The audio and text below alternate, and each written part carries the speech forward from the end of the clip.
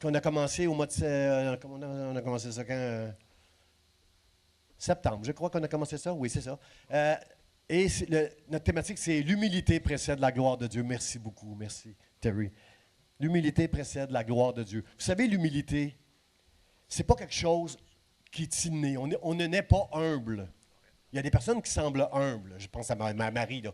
Il y a des gens qui semblent humbles, mais on a tous, chacun de nous, on doit admettre qu'on a tous à lutter à l'intérieur de nous contre l'orgueil. Juste une personne qui a dit Amen, là. Je vous donne une chance. On est tous des orgueilleux. L'humilité, c'est important de la cultiver, l'humilité, et de la rechercher et de la cultiver. Parce que la Bible nous enseigne que l'orgueil précède la chute. L'orgueil, si tu es orgueilleux, tu vas faire un paquet d'affaires à cause de ton orgueil qui va t'amener de la misère dans ta vie. Amen. Tandis que si tu es humble, c'est la gloire. L'humilité précède la gloire. C'est-à-dire que le vrai succès, pas le succès que les hommes... le succès que les hommes annoncent, tu dois performer. Tu dois faire un paquet de trucs. Tu dois performer, travailler fort et exercer tes talents, tes dons. C'est pas ça la gloire. La gloire, premièrement, c'est de connaître Dieu. La gloire, c'est de pouvoir avoir le privilège et l'honneur de servir Dieu. Moi, je connais Dieu et je sers Dieu, et ça, c'est la gloire. Ça, c'est la gloire. Mais avec ça vient un paquet de choses. Dieu, lorsque tu marches avec Dieu, j'aimerais vous dire, et si c'est votre réalité à vous aussi, dites Amen. Lorsque tu es dans la direction de Dieu, lorsque tu marches avec Dieu, tu as toujours la provision de Dieu. Dieu pourvoit tous tes besoins. Peut-être que tu ne seras jamais millionnaire. Je ne suis pas millionnaire. Mais Dieu pourvoit toujours à mes besoins. Depuis que je connais Dieu. Puis quand j'ai connu Dieu, moi, ma femme a décidé de rester à la maison, moi. Elle a quitté son travail. Et moi, j'étais un pauvre jeune fonctionnaire. Dans ce temps-là, on avait des petits salaires. Et ma femme restait à la maison. Et Dieu a toujours pourvu à mes besoins. Mes 3 enfants, voiture, maison. Dieu a toujours été là. Zéro en banque, mais toujours Dieu pourvu à tous mes besoins. Dieu pourvoit. Si tu marches avec Dieu, tu auras toujours la provision. Mais c'est pas assez. Aujourd'hui, ça va tellement mal dans le monde que vous voulez entendre ça, ce que je veux dire. Ça va tellement mal dans ce monde. Lorsque tu marches avec Dieu, non seulement tu as la provision de Dieu, mais tu as la protection de Dieu. Provision, protection quand tu es dans la direction, quand tu marches avec Dieu. Et chacun de nos chemins sont différents, là. Le chemin d'Émilie, le chemin que Junior va emprunter, puis le chemin que Gilles va emprunter sont différents. Mais tous, nous sommes dans la direction de Dieu. Alors moi, je veux remercier le Seigneur ce matin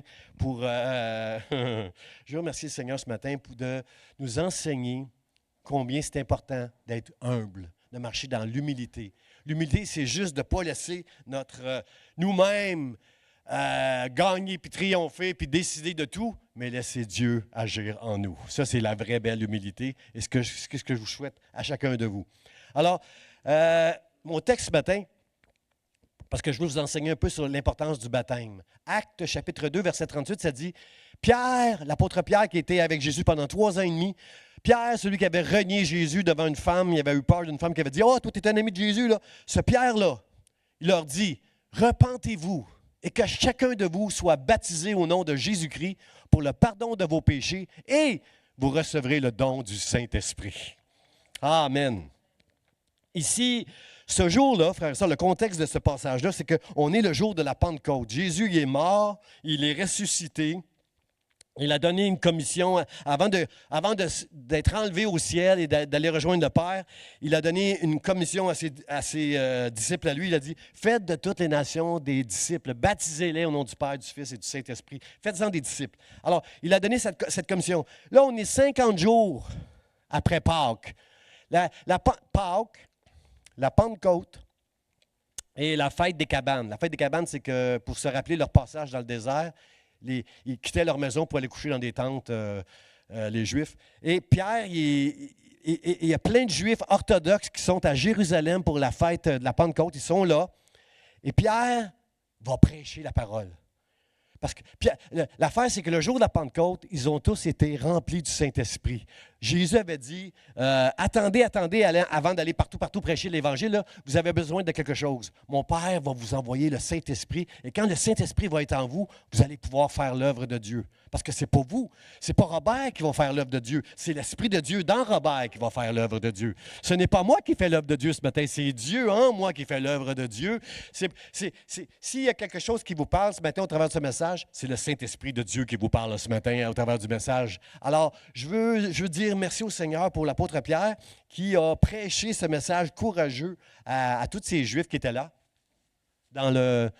à Jérusalem pour fêter cette fête-là. Ce sont des Juifs orthodoxes, des Juifs qui venaient honorer Dieu.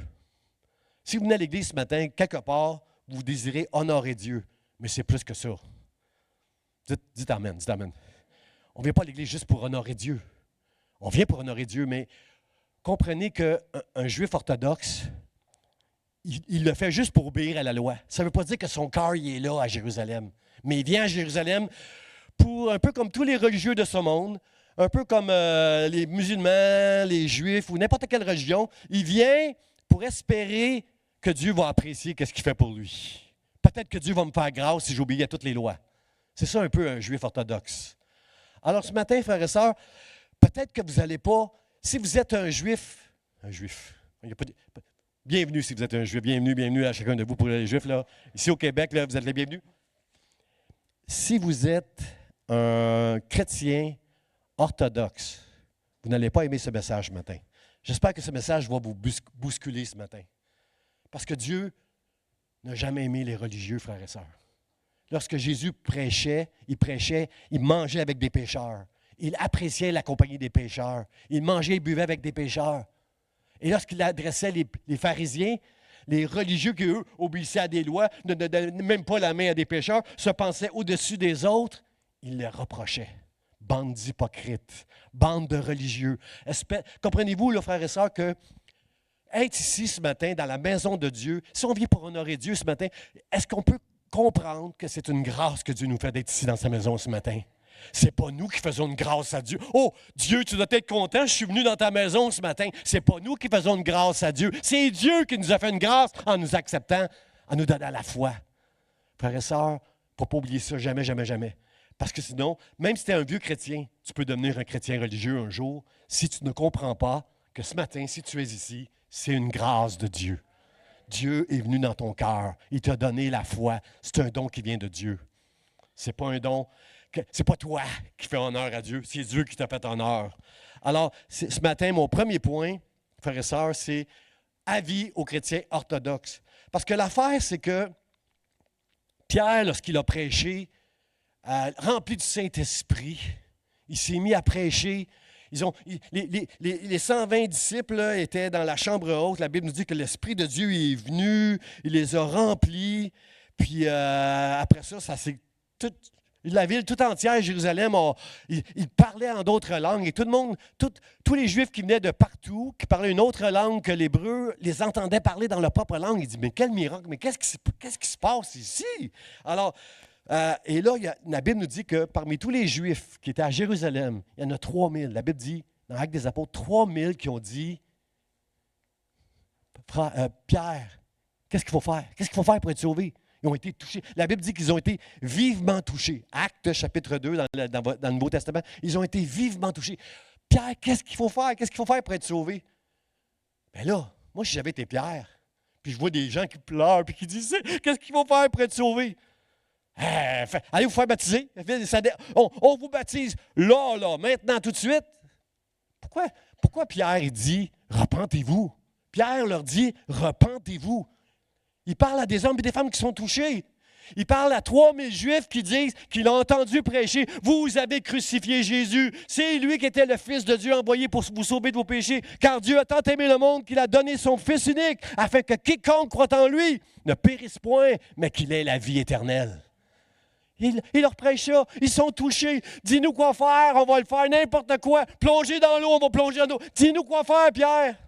Puis il leur dit, premièrement, repentez-vous. Alors moi, je veux prêcher ce matin aux chrétiens orthodoxes. Ceux qui croient qu'ils sont des bonnes personnes. ceux qui croient qu'en venant à l'Église ce matin, vous êtes en train de faire un honneur à Dieu. Honte sur vous. C'est une grâce de Dieu d'avoir la foi et d'être assis ce matin ici au milieu de son peuple. C'est une grâce que Dieu t'a fait. Jamais tu ne dois prendre cette grâce puis devenir religieux en pensant que tu es peut-être meilleur que la personne à côté de toi qui vit peut-être dans le péché. Dieu a tellement aimé le monde qu'il a demandé à Jésus, t'es-tu prêt à aller mourir sur la croix?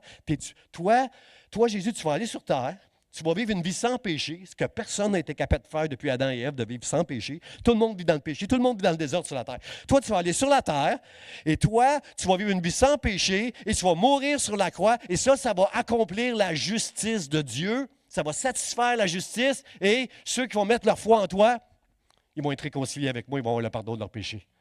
C'est pas beau, ça, frères et sœurs? Frères et sœurs, honnêtement, là, c'est difficile à croire, là.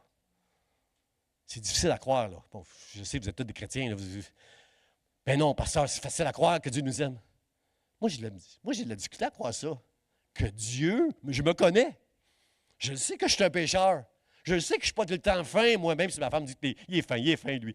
Je le sais que je ne suis pas tout le temps fin. Jésus est mort pour moi sur la croix, c'est pour moi, ça me dépasse.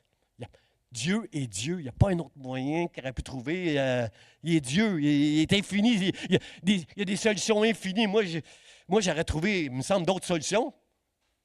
C'était la seule manière que Jésus, sans péché, meurt à la croix, puis que Dieu me donne la foi que c'est vraiment ça qu'il a fait pour que je sois un enfant de Dieu réconcilié, pardonné. Alors moi, je dis wow. Moi, je dis wow, frères et sœurs. C'est comme ça, pas de sens. Nous, on est habitués, les hommes, on met notre confiance dans notre conjoint, on vient à l'hôtel, on dit c'est pour l'éternité, c'est jusqu'à la mort, dans les bons jours, les mauvais jours, dans la pauvre ou riche, jusqu'à la mort, je vais être avec lui. Puis après 5 ans, on dit ciao, bye, j'ai quelqu'un d'autre dans ma vie. Mais Dieu, lui, nous aime d'un amour éternel. Wow! Quelqu'un dit wow! Wow! Dieu m'aime d'un amour éternel. Dieu, à chaque fois que j'ai un doute, je regarde la croix, puis je vois que son fils Jésus est venu sur terre se faire un homme. Il s'est humilié. Pourquoi vous voyez un truc comme ça, là, ici, là? Ça, c'est là-dedans qu'il a été obligé de coucher. Il n'y avait pas de place à l'hôtel quand Jésus est arrivé à Bethléem. Pas de place à l'hôtel. Si Dieu est Dieu, il aurait pu faire que le timing, qu'il y ait moins de monde à l'hôtel quand il est allé à Bethléem. Non, c'était le timing de Dieu que Jésus couche dans une auberge. Pas dans une auberge, dans une étable, dans une crèche comme ça, pleine de paille.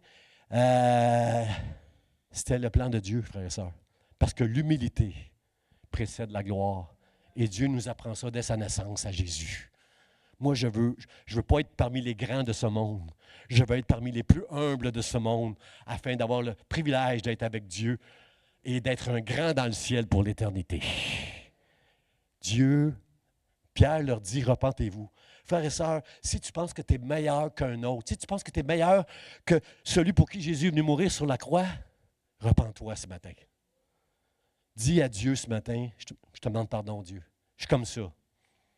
Pas obligé de lever la main ce matin, pas obligé de faire je ne ferai pas un appel ici là, à tous les chrétiens orthodoxes repentants. Là. Je ne ferai pas un appel, mais dans ton cœur, regarde dans ton cœur si tu n'as pas ça, cette espèce de pensée que tu es au-dessus d'un autre à cause de sa vie de pécheur. Parce que le larron à la croix, quand le larron était à côté de Jésus, le larron il a eu une vie de péché toute sa vie, lui. Hein? Ce larron-là, il était dans la pègre, lui, là, ce larron-là. Qui a gagé que Jésus est en train de mourir pour cet homme-là à côté de lui? Moi, j'étais un ancien gambler, je n'aurais pas gagé 5 cents sur ce larron-là. Je me serais senti meilleur que ce larron-là. Moi, en bas de la croix, je m'aurais dit hey, toi, tu mérites ça, pas moi. Mais en fait, on mérite tout ça, frères et sœurs. On mérite tous d'être séparés de Dieu si Dieu ne vient pas à notre secours. Si Dieu ne nous tend pas la main au travers de l'œuvre de la croix, on mérite tous de finir comme le larron. Mais le larron a eu la sagesse de dire, arrête, il dit à l'autre, arrête de blasphémer, tu ne vois pas que c'est lui le Fils de Dieu, c'est lui le Christ que Dieu va envoyer. Puis Jésus lui a dit, aujourd'hui, tu seras avec moi au paradis. Grâce de Dieu, frères et sœurs.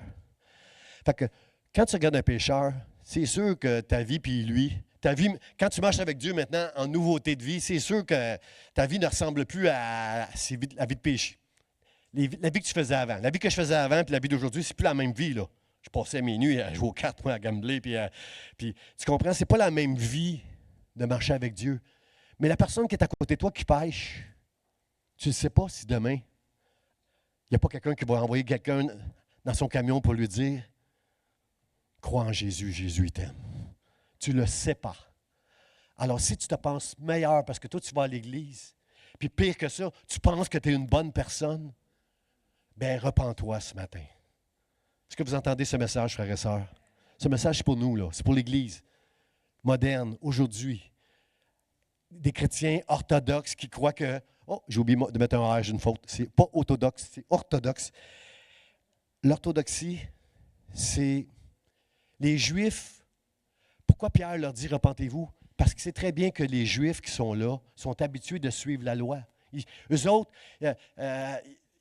ils faisaient des baptêmes, les Juifs. On appelle ça du prosélytisme. Ils essayaient de convaincre les gens au judaïsme. Mais c'était biblique. Les autres pensaient qu'ils étaient corrects là, quand ils faisaient ça. Ils enseignaient les gens à suivre les commandements de Dieu. Où les hommes devaient se faire circoncire. Ils devaient faire des sacrifices d'animaux pour plaire à Dieu. Ils devaient faire un paquet de trucs pour plaire à Dieu. Alors, Pierre est en train d'adresser des hommes qui tout à coup sont touchés en disant « Qu'est-ce qu'il faut faire, Pierre? Qu'est-ce qu'il faut faire pour être sauvé, pour connaître Dieu? Qu'est-ce qu'il faut faire? » Il commence en disant « Repentez-vous. » Je la trouve forte, celle-là. Je ne dirais pas ça à quelqu'un qui est en train de broyer devant moi, puis qui tremble, puis qui rempli de la foi. On voit que cet homme-là, cette femme-là est touchée de Dieu. J'aurais la misère à dire « Repends-toi ».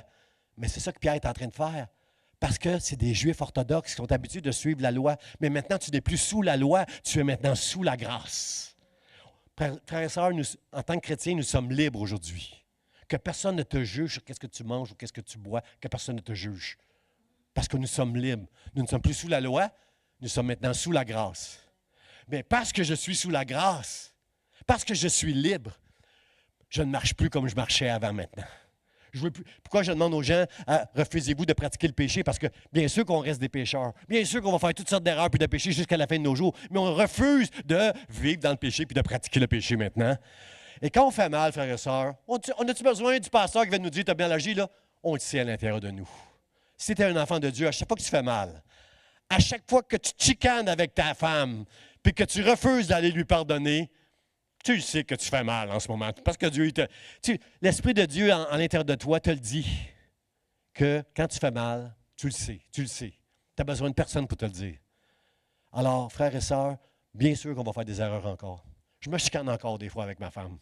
Puis j'y résiste un petit peu, là, des fois, avant de lui pardonner. Mais je ne suis pas capable d'aller prier Dieu et dire « Dieu, je t'aime, je t'aime ». J'entends tout de suite « Va donc pardonner à ta femme avant de venir me parler à moi ». Que tous les hommes disent « Amen ».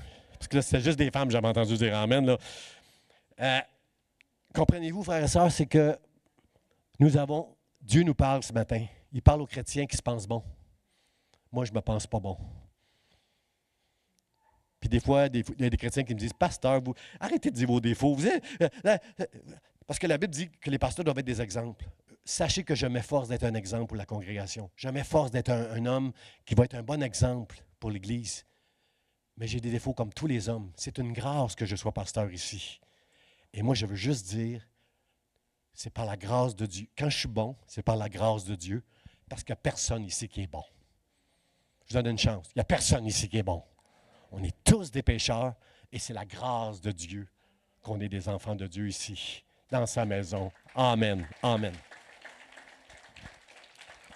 Mon deuxième point, frères et sœurs, avis aux chrétiens qui ont cru. Que chacun de vous, quelqu'un dit chacun de vous, que chacun de vous soit baptisé au nom de Jésus-Christ pour le pardon de vos péchés. Alors Pierre est en train de le dire, premièrement, repentez-vous. Arrêtez le légalisme, là, arrêtez la loi et toutes ces affaires-là. Là. C'est plus la circoncision, là, maintenant c'est le cœur qui doit être circoncis. Là. Maintenant, là, que chacun de vous soit... Après vous êtes repentis, chacun de vous venez vous faire baptiser à l'Église d'Espoir un dimanche matin avec le pasteur Jean. Là, venez vous faire baptiser. Amen. Faites baptiser. C'est une ordonnance de se faire baptiser. Jésus a dit, faites de toutes les nations des disciples, baptisez-les. C'est un impératif. C'est une ordonnance.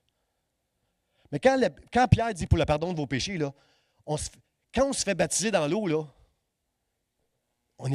Gilles n'est pas plus pardonné de ses péchés après qu'il est sorti de l'eau. C'est pas ça le point. Il était déjà...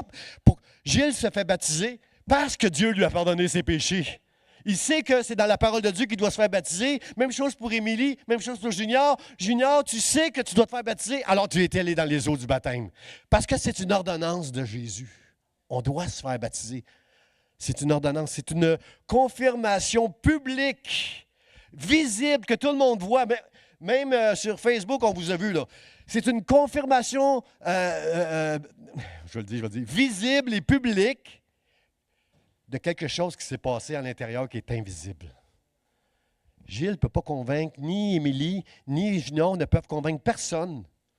Ils croient en Jésus, eux autres. C'est pour ça qu'ils sont dans les eaux du baptême. Ils croient. Ils ne peuvent convaincre personne. Hey, il faut que tu crois en Jésus, là. C'est vrai, Jésus. Ils ne peuvent pas montrer Jésus. Ils ne peuvent pas toucher Jésus. Mais quand on parle avec eux, on sait, je sais quand je parle avec Émilie qu'elle aime Jésus, qu'elle croit en Jésus, que Jésus est en elle. Elle ne se fait pas baptiser pour être pardonnée. Elle se fait baptiser parce qu'elle a été pardonnée. Et elle veut juste obéir et se soumettre à Dieu qui dit « Faites-vous baptiser ». Parce que le monde entier doit savoir, le monde entier, le ciel et l'enfer doivent savoir que maintenant je veux marcher avec Jésus. C'est fini mon ancienne vie. Je marche avec Jésus. Que chacun de vous soit baptisé. Le meilleur exemple, pourquoi on doit croire que le baptême, c'est une ordonnance de Jésus? Jésus lui-même s'est fait baptiser.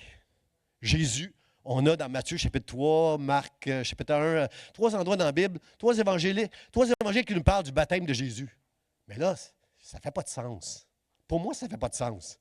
Moi, si Jésus était venu me voir, se faire baptiser par moi, non. Ce matin, j'aurais dit non, Jésus, je te laisse le micro. Moi, je vais aller dans l'eau. Parce que c'est exactement ce que Jean-Baptiste a fait. Jésus est allé à Jean-Baptiste et il a dit, pour se faire baptiser. Jean-Baptiste faisait la même chose que Jésus, que Pierre. Il disait aux pharisiens, repentez-vous, venez vous faire baptiser. Repentez-vous. Il préparait le chemin de Jésus, Jean-Baptiste. Et lorsque Jésus est venu à Jean-Baptiste pour se faire baptiser, il a dit, baptise-moi, Jean. Jean-Baptiste a dit, oh, hey, non, non. Jésus, non. Non, moi, je ne suis pas digne. Moi, tu as baptisé toi, mais c'est toi qui devrais me baptiser moi. Je ne suis pas digne. Mais là, Jésus lui dit, Jean, si on fait ça, ça va être juste devant Dieu. Certaines versions traduisent, pas dans Louis II, mais certaines versions vont traduire en disant, c'est le Père qui veut ça. C'est juste qu'on fasse ça.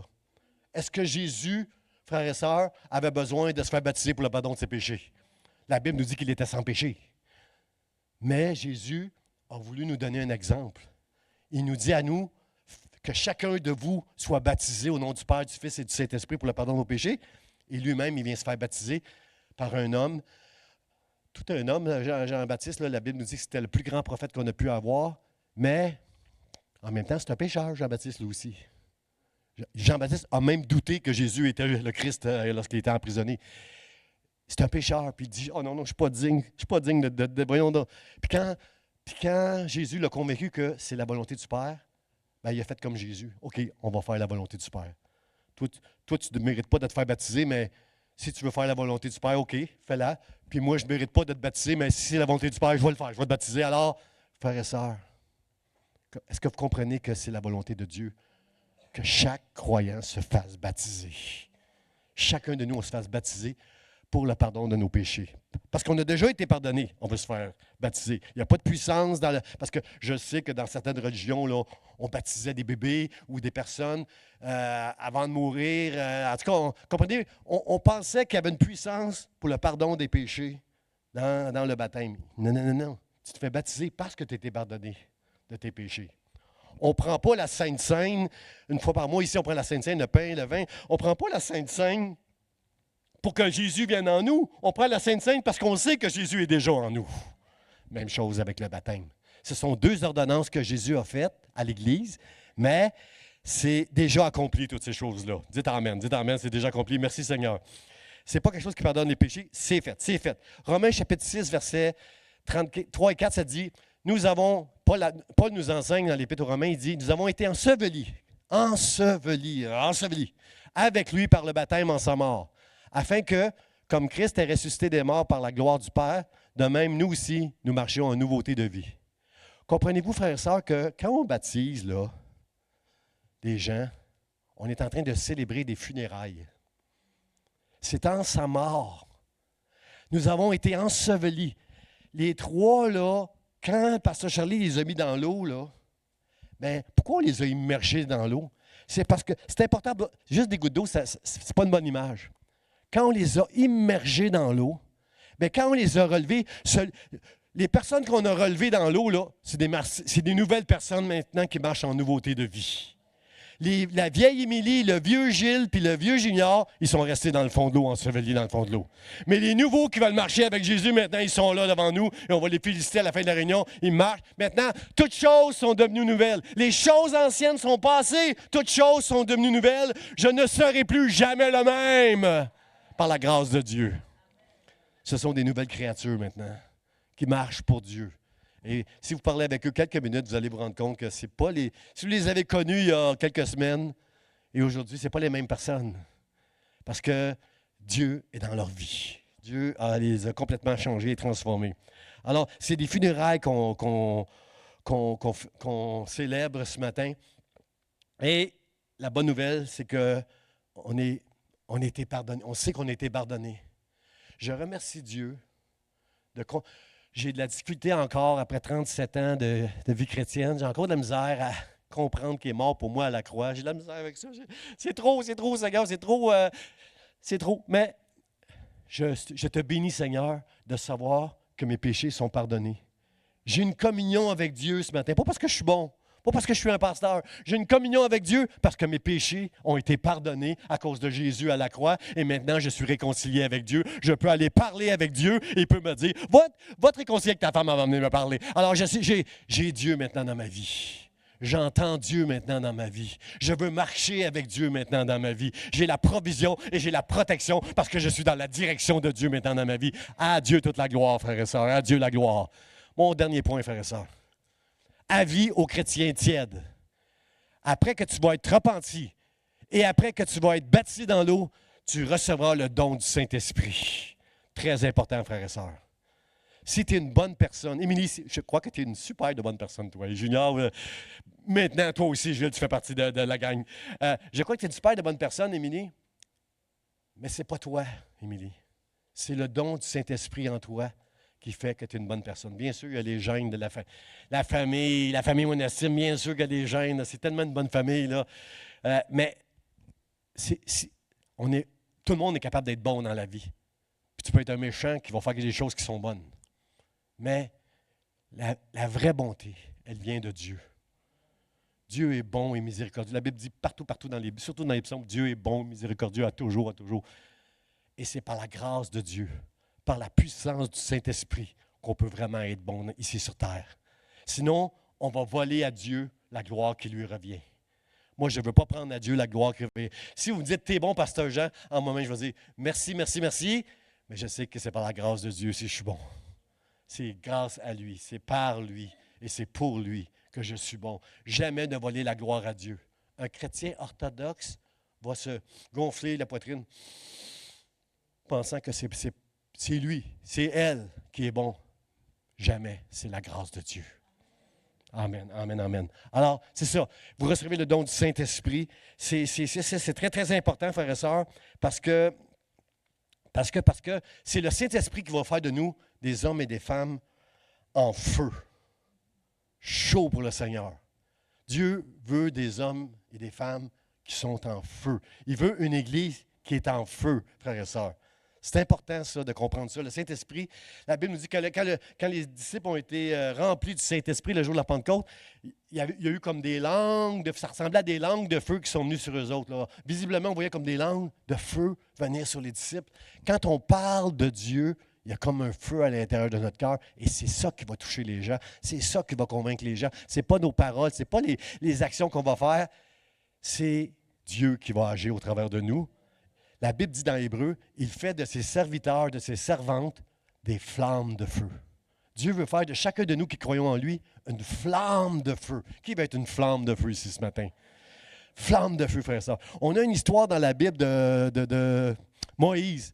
Moïse, à un moment donné, il est dans le désert. Dieu veut se servir de lui pour sortir son peuple de l'Égypte. Il parle à Moïse. Comment? Il y a un buisson qui est en feu. Le buisson ne se consume pas. Le buisson, il prend en feu. Ça arrive souvent dans le désert, ça, à cause de la chaleur et tout ça. Le buisson prend en feu, mais il reste tout le temps. Le feu reste là. Le buisson, il reste là aussi. Et là, Moïse est attiré. La Bible nous dit, c'est ça que j'aime de l'histoire. Moïse, il voit le buisson, puis il est attiré par le buisson. Puis là, Dieu va lui parler.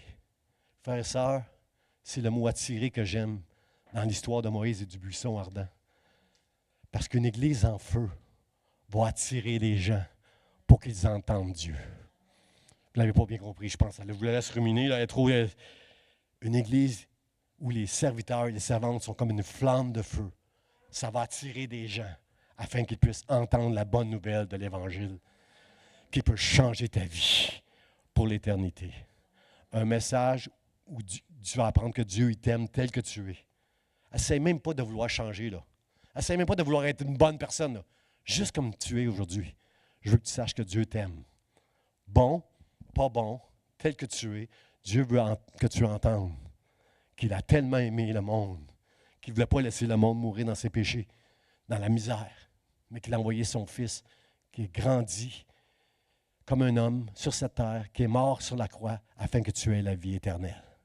Afin que tu entendes ce matin que Dieu t'aime. Dites à quelqu'un à côté de vous, Dieu t'aime. Dieu t'aime, Dieu t'aime, Dieu il t'aime, Dieu il t'aime, il t'aime. Il t'aime, il a donné son Fils Jésus pour toi. Frères et sœurs, c'est important. Regardez dans Matthieu, chapitre 3, verset 11, qu'est-ce que ça nous dit. Jean-Baptiste, il disait aux gens, il disait, moi, je vous baptise d'eau pour vous amener à la repentance. Mais lui, il vous baptisera du Saint-Esprit et de feu. Quand Jésus est ressuscité, la Bible nous dit que plusieurs jours après, les disciples s'en allaient sur le chemin d'Emmaüs vers leur ville. Et là, il y a quelqu'un qui s'est joint à eux. C'était Jésus, mais ils ne l'avaient pas reconnu. Eux, ils avaient connu Jésus sur la croix toute maganée. Puis bon, ils ne l'ont pas reconnu. Jésus est ressuscité, il marche avec eux, puis il leur parle. Puis là, il dit aux disciples, où vous en allez? Bon, on s'en va à Emmaüs. Puis là, il parle... Les disciples d'Emmaüs parlent de Jésus à Jésus. Et il dit, tu sais pas, toi, qu'est-ce qui t'est arrivé là, à Jérusalem? Là? Puis il raconte l'histoire de Jésus. Et là, Jésus commence à leur dire, mais vous ne savez pas que dans les Écritures, c'était écrit tout ça, que ça allait arriver, ces choses-là, que le Christ allait souffrir, mourir, Puis là, il leur parle, Jésus leur explique les Écritures en marchant avec eux jusqu'à Emmaüs. Et quand ils ont compris que c'était Jésus, la Bible nous dit qu'il est disparu. Il a fait sa job, il est disparu. Et là, les disciples ont dit entre eux autres, quand il est parti, c'est écrit dans la Bible, quand il parlait, quand il nous expliquait les Écritures, est-ce que votre cœur ne brûlait-il pas à l'intérieur de vous quand il parlait? Ça brûlait, ça brûlait. Alors moi, ce que je veux vous dire ce matin, c'est que si tu es ici ce matin et tu entends et ton cœur brûle, c'est un cadeau que Dieu est en train de te faire. Dieu est en train de te parler. Si ton cœur est touché ce matin, en entendant les Écritures, c'est pas moi. C'est Dieu qui est en train de te toucher. Il te fait une grâce. Il est en train de dire, invite-moi. Ouvre ton cœur tout grand. Je t'aime. Je t'ai envoyé Jésus, mon Fils, pour que tu puisses être sauvé pour l'éternité. Alors ce matin, si ton cœur est touché un peu, sache que c'est la main de Dieu qui est tendue du haut du ciel vers toi et dis juste à Dieu, Seigneur, oui. Seigneur, oui. Dieu, si tu existes, là, je veux juste te faire confiance. Parce que ça a été ma prière, moi. Moi, quand j'ai connu Dieu à un moment où ça allait très, très mal dans mon mariage, et j'ai dit à Dieu, si tu existes, sauve-moi, sauve mon mariage. Et vous savez quoi? Dieu l'a fait. Parce que c'est un Dieu de grâce. C'est un Dieu de grâce. Je ne méritais pas ça avec la vie que je faisais. C'était un Dieu de grâce que Dieu me faisait. Alors, merci Seigneur. Il va vous baptiser du Saint-Esprit de feu. Ça, c'est ça.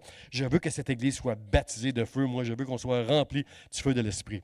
Frères et sœurs, on ne peut pas être tiède. On ne peut pas être tiède puis venir à l'Église. On ne peut pas parler de Dieu en mâchant de la gomme puis sans... Ben oui, c'est pas une histoire d'émotion, là, j'allais dire sans émotion. On peut parler de Dieu sans émotion. Moi, je ne suis pas capable. Moi, je suis juste pas capable de parler de Dieu sans émotion parce que, pas parce que je suis émotif. Oui, je suis émotif, mais comment on peut parler de Dieu sans émotion? C'est le Dieu qui a créé le ciel, la terre, l'univers tout entier, qui est dans mon cœur. Puis là, je parle avec quelqu'un de Dieu. Comment je peux rester sans émotion? Moi, je connais le Dieu de l'univers. Je suis certain que si tu connaissais Céline Dion, tous tes amis sauraient que tu connais Céline Dion. Hey, moi, je connais Céline Dion, j'ai parlé avec elle. Oh, moi, j'ai rencontré tel artiste un jour, j'ai parlé avec lui 5 minutes, t'en parlerais à tout le monde. Moi, je connais Dieu. Il est dans mon cœur. Il est venu sauver ma vie. Il m'a parlé. Il est venu dans mon camion. Il m'a parlé. Je connais Dieu. Comment je pourrais parler sans émotion? Comment je pourrais dire... comprenez-vous, frère, ça? Pour bien des gens, on est dans une patente. On s'est laissé embarquer dans une secte ou une religion ou une affaire, là. Frères et sœurs, se repentir, c'est juste de se convertir. C'est de changer. C'est de croire. Je crois en Jésus, frères et sœurs. Je crois en Jésus. Et il y a un feu à l'intérieur de moi qui me rend un peu émotif. C'est vrai, mais frères et sœurs, je ne pourrais pas ne pas être émotif. Je connais Dieu, le Dieu Tout-Puissant de toute la terre. Frères et sœurs, dans mon dernier point, dans ce troisième point-là, c'est dans Apocalypse, chapitre 3, verset 16, Dieu, il va être très sévère ici. Il va dire, « Ainsi, parce que tu es tiède, que tu n'es ni froid, ni bouillant. » Je m'excuse, on s'en va manger bientôt, là. Je te vomirai de ma bouche. Je ne vais pas. Vomir, ça veut dire pas garder. Je ne suis pas capable de le garder. Je ne serais pas capable de le garder. Si tu es un chrétien tiède, orthodoxe, religieux, je ne peux pas te garder.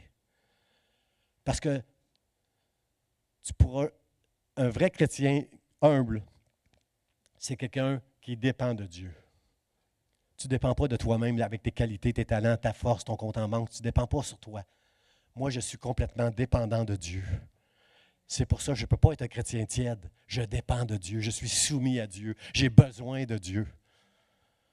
J'ai rempli de crainte, moi. Il y a juste les hommes que je ne crains pas. J'ai la crainte de Dieu. J'ai la crainte de ma femme. Oui, c'est vrai. Il y a un homme que je crains. Une personne dans l'humanité que je crains, c'est ma femme. Je crains Dieu. Je ne crains pas les hommes. J'ai cette crainte d'être assez fou pour ne pas accepter la main tendue de Dieu vers moi. Alors ce matin, si tu es un chrétien tiède, demande à Dieu de te remplir de son feu, le feu de l'Esprit. Demande à Dieu de faire cette prière-là. Regardez la différence entre tu es tiède et tu n'es ni froid ni bouillant, je te vomirai dans ma bouche. Dieu, moi je me considère bouillant. Mais tu peux être un chrétien froid qui appartient à Dieu, mais qui a besoin d'être rempli du feu ce matin. On peut se refroidir. On peut être un chrétien qui, à un moment donné, pour des épreuves, un peu de légalisme, je ne sais pas comment l'expliquer. Tu peux être un chrétien qui manque de feu. Mais si tu es tiède, par exemple, là, tu n'es pas dans la catégorie des froids. Tu es dans la catégorie des religieux orthodoxes qui pensent faire honneur à Dieu en étant à l'Église ce matin, en venant chanter, en donnant peut-être à l'œuvre. Ça, Dieu ne les aime pas, ces chrétiens-là. Les tièdes, c'est des religieux. Tu peux être bouillant ou tu peux être froid. Mais si tu es froid ce matin, demande à Dieu, Seigneur, viens me remplir du feu de ton esprit en moi ce matin. Si tu es tiède, si tu reconnais que tu es tiède, repens-toi ce matin. Confesse à Dieu que tu es un chrétien orthodoxe qui essaye. Dieu, j'essaie, je veux vraiment essayer, je veux tellement essayer de te plaire, je veux tellement que tu me fasses grâce un jour, mais tu n'as pas besoin de faire tout ça. C'est Jésus qui a tout fait ça pour toi. Arrête d'en faire, là. Jésus a tout fait pour que tu sois avec moi pour l'éternité. Pardonner tes péchés pour l'éternité. Mais à partir du moment où tu comprends que tu n'es pas bon, que c'est une grâce que Dieu t'a faite, plus que tu vas être satisfait de la grâce de Dieu, et plus tu vas rendre gloire à Dieu au travers de ta vie. Est-ce que vous comprenez ça, qu'est-ce que je vous dis là? Plus que tu comprends la grâce de Dieu, plus que tu es satisfait de l'œuvre que Dieu fait en toi, plus tu vas glorifier Dieu dans ta vie. Plus les gens vont te regarder et vont être curieux. Puis ils vont dire, Émilie, tu as quelque chose, toi, de bizarre, de spécial. Tu as un feu, tu as quelque chose de... Oui, j'ai Jésus. J'ai Jésus. Frères et sœurs, ça n'a rien à voir avec la religion. de venir à l'Église vie d'espoir. Ça n'a rien à voir avec la religion de chanter comme on a chanté ce matin. Ça n'a rien à voir, toutes ces choses-là, avec le baptême qu'on a fait ce matin. C'est rien de religieux, frères et sœurs. Ce sont des hommes et des femmes qui se convertissent, qui ont été, premièrement, reçu la foi. Et maintenant, déclarent publiquement quelque chose. Ils déclarent d'une manière visible ce qui s'est passé à l'intérieur d'une manière invisible dans le nom de Jésus. Amen. Le mot de la fin, frères et sœurs, c'est Pierre. Pierre leur dit ça. C'est Pierre qui leur a dit tout ça. Repentez-vous. Hey, qu'est-ce qu'il faut faire, Pierre? Pierre, ce que tu viens de prêcher, là, wow, c'est trop wow. Pierre qui a renié Jésus. Pierre qui est un juif orthodoxe, lui aussi, là. L'apôtre Pierre, à un moment donné, s'est fait chicaner par Paul parce qu'il il allait manger avec les pécheurs. Là. Lui, il prêchait l'Évangile à tout le monde. Là. Puis quand il y avait des Juifs orthodoxes qui arrivaient dans la ville, il s'en allait. Puis il n'osait pas donner la main à personne parce que les Juifs orthodoxes ne donnent pas la main à des pécheurs, là, des païens. Alors, il n'osait pas donner les mains. Et Pierre lui a dit, « T'es bien hypocrite, Pierre. T'es bien hypocrite.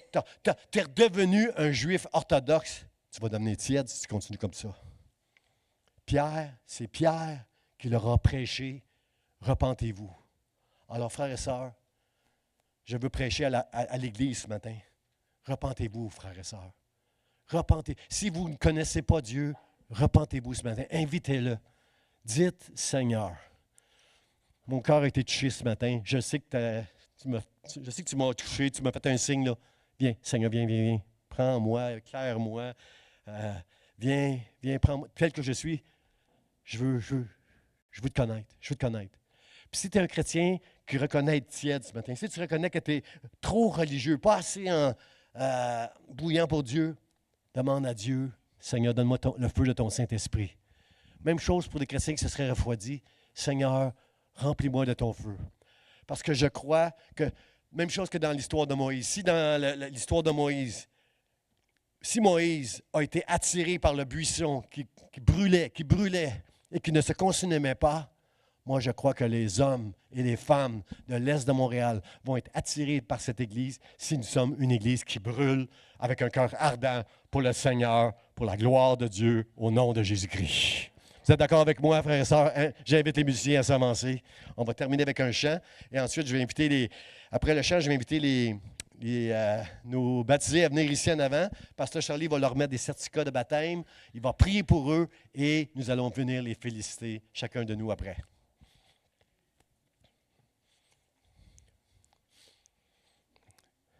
Seigneur, je te demande ce matin de toucher chacun de nous ici. Il y a 3 catégories de personnes qui ont besoin d'être touchées, Seigneur, ce matin. Ceux qui ont été touchés par ta parole ce matin, qui ne te connaissent pas, Seigneur, je prie que tu les aides à trouver ce. Tu as dit, je suis le chemin, je suis la vérité et la vie. Aide-les, Seigneur, à trouver Jésus. Mon Dieu, touche leur cœur. Et s'ils te font la même prière que j'ai faite un jour, Dieu, c'était juste là, viens à mon aide. Seigneur, merci, je sais que tu vas venir à leur aide. Et Seigneur, s'il y a des chrétiens ce matin qui se croient tièdes, qui sont religieux, Seigneur, je te demande de les aider à se repentir. Je te demande de les aider à comprendre que nous sommes tous des pécheurs, Dieu. Il n'y a personne qui est bon ici en s'appuyant sur ses propres mérites. C'est sur ta grâce seule, Seigneur, que nous pouvons être une bonne personne, Seigneur. Et je prie pour les chrétiens qui t'aiment, qui sont sauvés, Seigneur. Ils sont pardonnés, ils s'en vont avec toi pour l'éternité, mais ils ont peut-être perdu le feu, Seigneur. Ils sont peut-être refroidis pour toutes sortes de raisons. Seigneur, je prie que tu remplisses cette Église du feu du ciel, Seigneur. Je prie pour que chacun de nos cœurs devienne ardent devant toi, dans le nom de Jésus. Amen, amen. Est-ce qu'on peut applaudir le Seigneur, frères et sœurs, ce matin pour son amour, sa grâce? On va chanter à la fin du chant. J'invite les baptisés à venir ici faire face à l'Assemblée.